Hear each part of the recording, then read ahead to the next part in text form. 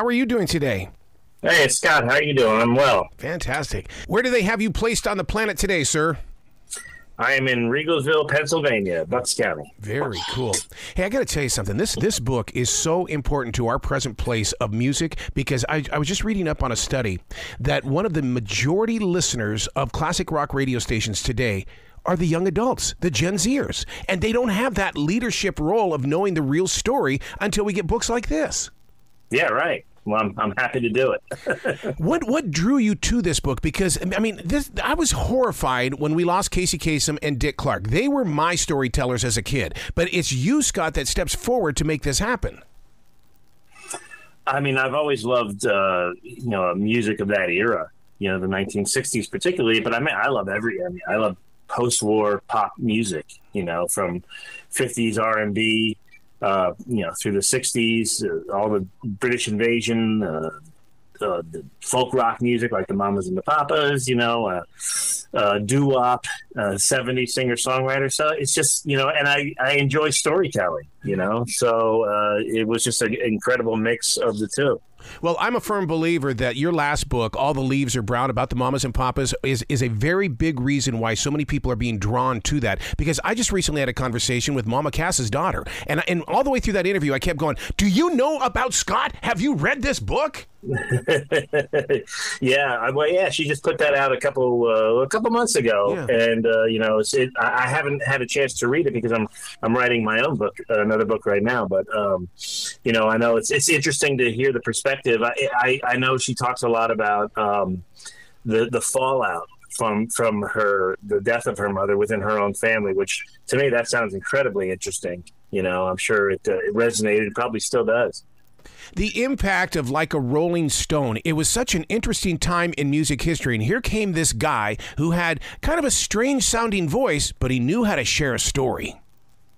He sure did. I mean, he was an incredible songwriter, had developed into one, in his early 20s, was a star of the folk circuit, the folk boom movement that the Mamas and the Papas were all a part of, and so many other later stars, of pop music.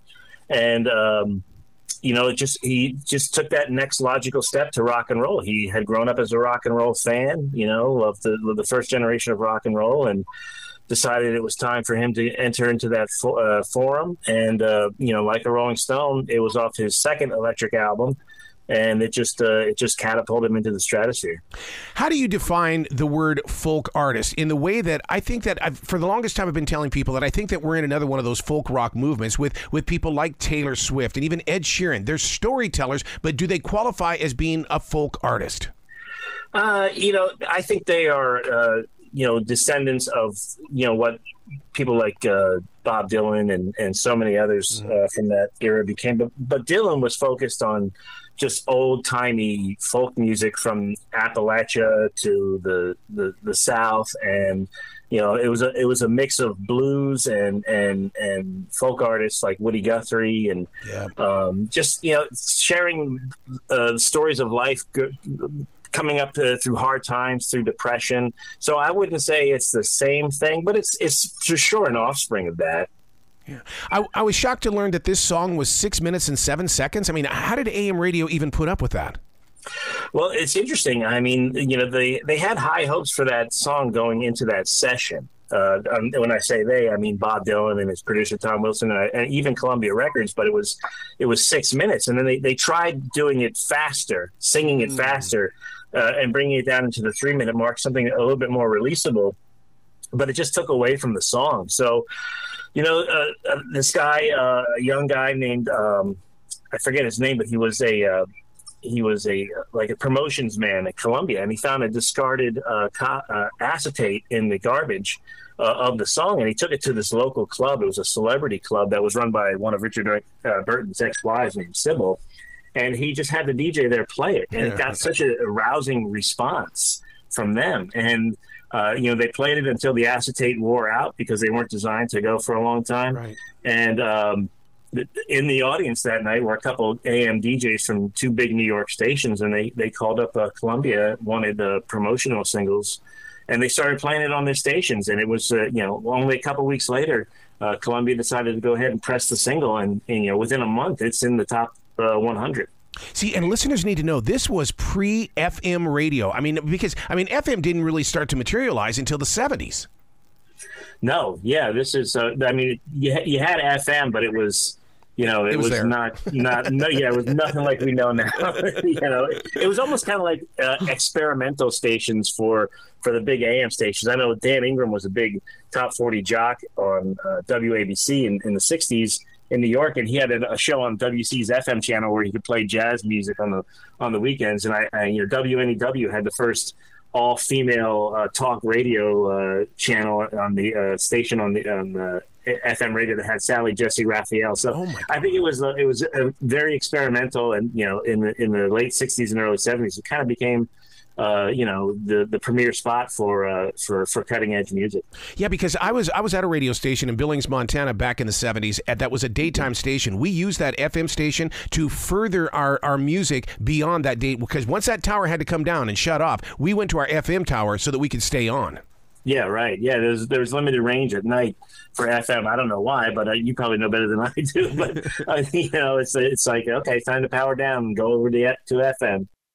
The greatest thing about this book is that you give us that image of Bob Dylan before the fame sets in. And that, to me, is what's missing from a lot of this. It's the same thing with the John Denver story. We know him for the hits, but I want to know the misses or the things that happened before people started, falling in love with them. Yeah, that's always my interest. That's the starving artist period is always kind of more fascinating to me, because that's really what makes an artist. It's kind of like right now I'm writing a book on Waylon Jennings that focuses on his first 15 years of his professional career, where he really struggled. He was a superstar in the 70s, but from the late 50s through the 60s, he struggled a bit. And that to me, that is the makeup of an artist, that resolve, and it comes out later on when they become stars. Are you going to talk to his son, because he is an incredible conversation? I have reached out to him, and I know his manager, so I'm hoping to hear back from him soon. Oh my God! Because to me, that's part of the journey as well. What happens after the legend, is there? Yeah. Oh, yeah, for sure. How do they handle the fall off? And every artist who has had success has experienced that, especially even the Beatles and the Rolling Stones, and they had their lulls. Did you find it interesting to tap into how people assumed they knew Bob Dylan with a song like a Rolling Stone? It's almost like people said, yeah, that's Bob. I'm following Bob. But they didn't know jack about Bob. No, that's always the case. And I know, seeing many interviews with Bob Dylan, I know that things like that kind of get on his nerves, and it's understandable, but it's part of the game. Most people don't pay attention. They just see what's in front of them. They don't do the digging. They don't do the research or study the back catalog. So they're just kind of in the here and the now and on to the next thing. So I think when you go into entertainment, you gotta kind of accept that. I've got a new podcast that talks about all the crazy things our parents told us, and one of them, the focus before this conversation, was about how a Rolling Stone gathers no moss. And right away, when I started doing the research for Like a Rolling Stone, I'm going, well, this is a Rolling Stone as well. It did not gather moss, but it gathered fans. It sure did, and I think it continues to do that. Yes. It's a hugely influential song. It's just one of those songs when it comes on the radio, man. It just, I don't turn it off. My toe is tapping, and I'm singing along to those crazy lyrics, and we can all probably just sing it almost as good as Bob. Yeah. Would you say that Bob Dylan was one of the first when it came to being a mystique, a mystery? People didn't know enough, because I feel like that Led Zeppelin had to get it from somewhere, but it had to start, and I believe, from Bob Dylan. Yeah, for sure. He wasn't, he wasn't out doing commercials or jingles, or I know he was supposed to go on Ed Sullivan, but when they told him he couldn't sing the song he wanted to sing, he walked off. That was out of the ordinary for a lot of the singers in that day, because they are always very amenable to working with those kind of people, because they were those were the people who promoted your record and helped you sell 1 million copies. So I think Bob was a very genuine kind of guy, and I'm sure there was a part of him that was happy to sell 1 million copies and make millions of dollars, and but I'm sure there's also part of him, probably more than the average star. It was just okay to walk away from it, because I know he almost did, even before he recorded Like a Rolling Stone. Yeah, yeah. Well, you're going to be the one that's going to know this answer, because I sure can't find it. Did he ever at any time play that electric guitar with this song, or was it always the acoustic? You know what? I don't know the answer to that question, but I have seen the footage of him performing it in the mid '60s in England, the tour where half the audience is booing him. That was the focus of Martin Scorsese's documentary, and he did have an electric guitar strapped on. So probably so. So were you disappointed like I was when Bob sold his catalog? I thought, I don't want other people to have this. It belongs to Bob. Nah, there's really not much you can do. The way music is going, I mean, they're all doing it. Springsteen sold.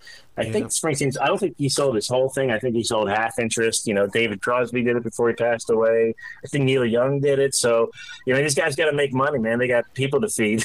So, but and in some ways, I'm kind of, because so with Bob puts out a lot of archival stuff, and some others don't, and you'd like to see some of that, So for some, it's probably a good thing. For others, maybe not so much. Wow. Where can people go to find out more about the book as well as you, and follow you with this Waylon Jennings project?